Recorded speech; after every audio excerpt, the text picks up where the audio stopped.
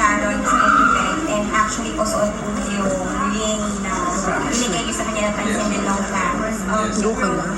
What can you say na ganun, is it a sign na there's still Yeah, I think touch with her?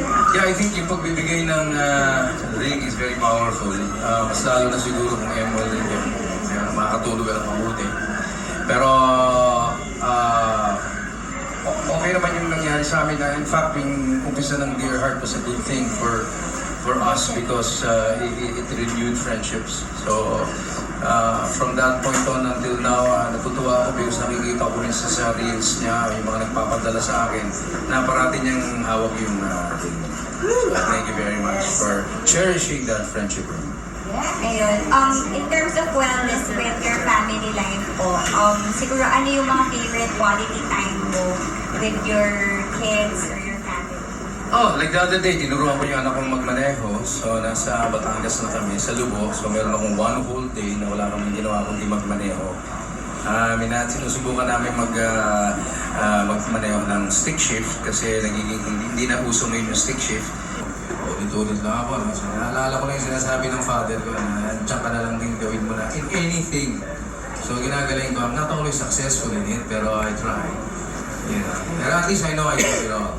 Wow. Yeah. That's nice. And yung follow-up na po doon, what are your thoughts? Now, of course, your first, yung panganay niyo po, turned 40. Or is turning 40. Is turning 40.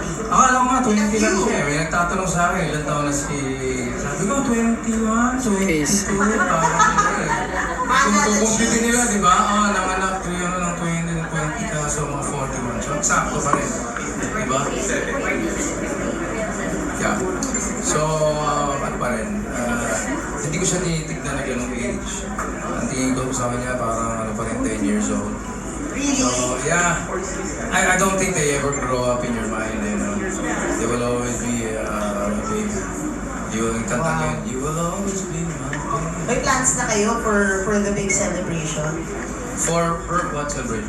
For her turning 40, syempre milestone din yun para sa inyo sa parent. Wala nga siyang binanggit so hindi ko rin, wala sa isip ko yun. Hindi niya binabanggit. Madalas ang sinasabi, let's go to Batangas. Quality time. Thank you so much. And of Yes. course, next question.